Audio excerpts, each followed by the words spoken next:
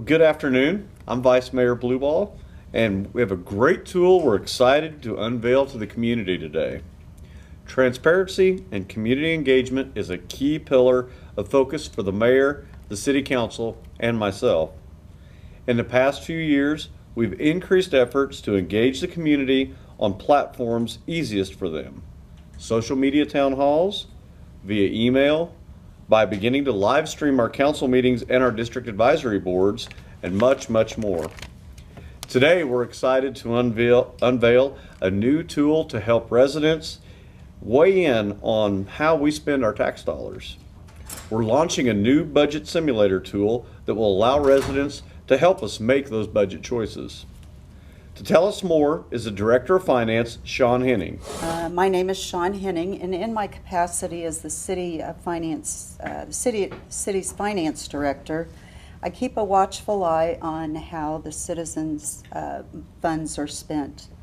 It's not always an easy thing to do, and much like you do at home, we take time to balance the city's needs versus its wants.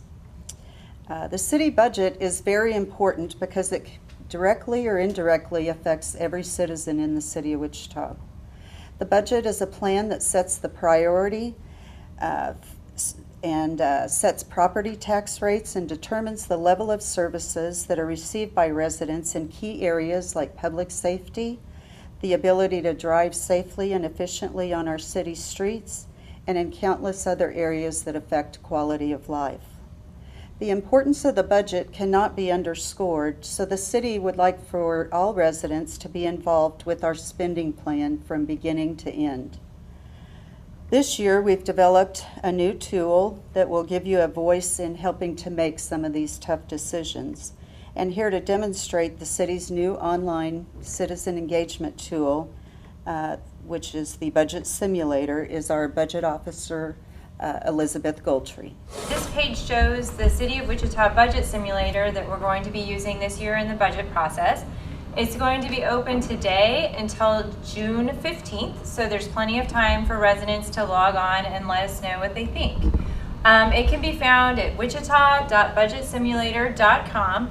We'll also have easy to access links from wichita.gov.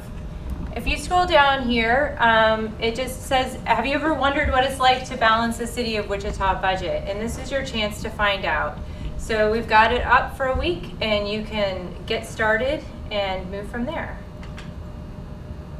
The first thing is about a third of our revenue comes from property taxes.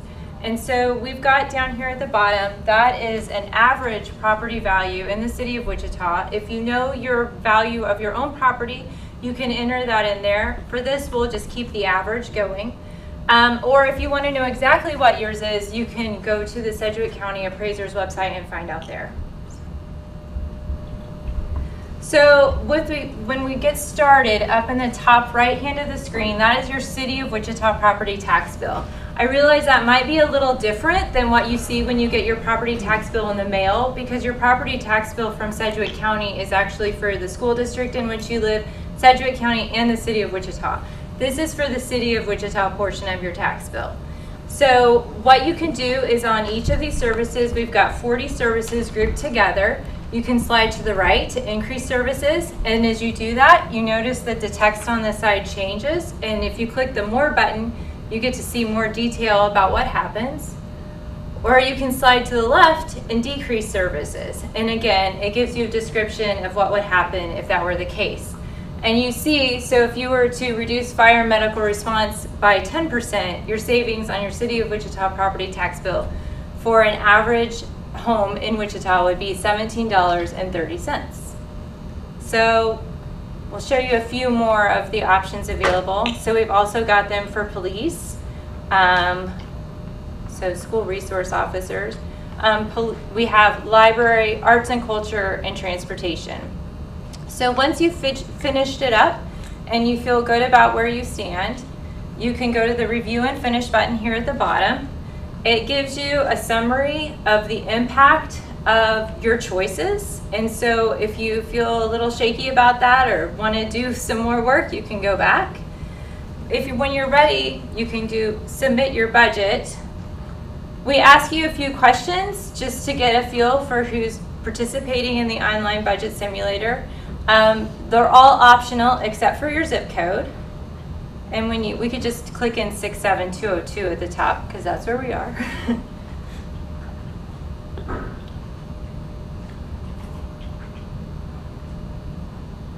And then continue. And says thanks for completing your budget. And right here we've got the rest of the dates for the budget process this year. We'll be having a social media town hall on June 26th, and the budget will be presented on the 23rd. And if you're really proud of your budget, you can share it on Facebook and Twitter with your friends. Thanks so much, and I hope you enjoy it. We encourage everyone to go online, interact with the simulator in our budget social media town halls later this summer. With that, we'll take any questions. I guess why are you guys doing this? I mean, is it just to show how difficult it is to balance things, or? It's not that. It's more that we want taxpayers to feel like they have a say in the budget decisions we make, and these are the decisions as the electeds that we have to make ourselves, and we're trying to solicit as much feedback as we can from the public, and this is just a new tool that we can utilize to, if there's wanting needs out there in the city, then they can go in there, put in those needs, and see exactly what the cost of that, what the price tag would be for that. And so that shows where, like, if you go to the negative and then you figure it out, it'll say this is a consequence of something that would happen. Yeah, is that correct, Elizabeth? Exactly. Yes. Yeah. I was kind of reading